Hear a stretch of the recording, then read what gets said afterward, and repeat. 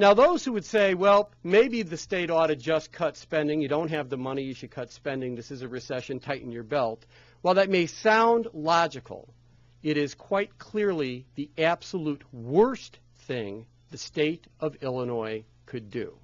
In fact, we have found that if the state were to cut spending and its budget deficit was as small as $4 billion, we would lose over 56,000 jobs. 56,000.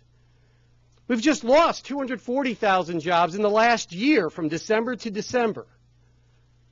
If, in fact, the deficit is as large as estimated by the comptroller, and it's $9 billion, the state would lose another 128,000 jobs if it balanced its budget by cutting spending.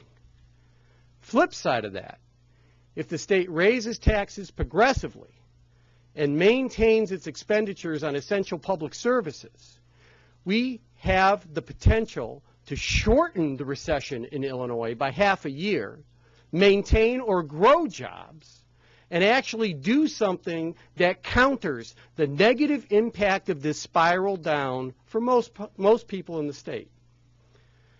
Now, why would that be the case? Why would raising taxes work? And the answer to that is actually pretty simple.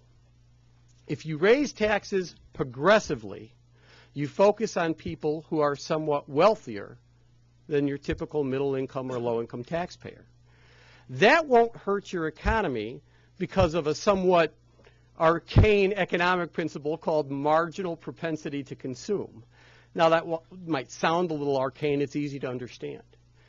An individual taxpayer's propensity to consume is just the likelihood that they will spend or save an additional dollar that comes in the door. Affluent individuals spend a significantly smaller portion of their income than do middle-income or low-income families. They, in fact, save more, and a lot of their spending happens to be on luxury goods, overseas goods, not goods in the local economy. If you raise taxes focused on them, you do not get a dollar-for-dollar reduction in economic activity in your state. That's not me speaking. That's Nobel Prize-winning economist Joseph Stiglitz speaking. He specifically made that finding and emphasized that finding to the governor of New York when the governor of that state was considering budget cuts last year. Raising taxes and then spending the money will in fact maintain or grow our economy. Now, I have said that the tax increase has to be progressive, and I really, really mean that. One of the main reasons Illinois has had these long-term revenue problems, these long-term economic problems, is we simply don't tax the right way.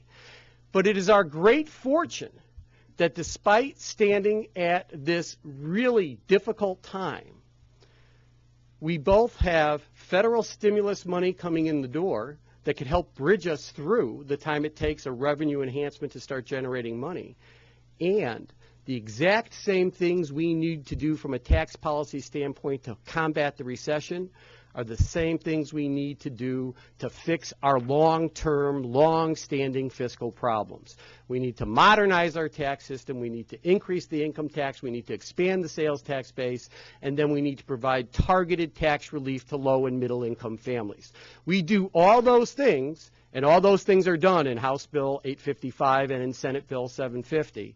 We do all those things, and I'll tell you what, Illinois will pull out of its recession quicker. We will create jobs, we will maintain spending in the private economy, and we will tax fairer, and our long-term fiscal health will be better.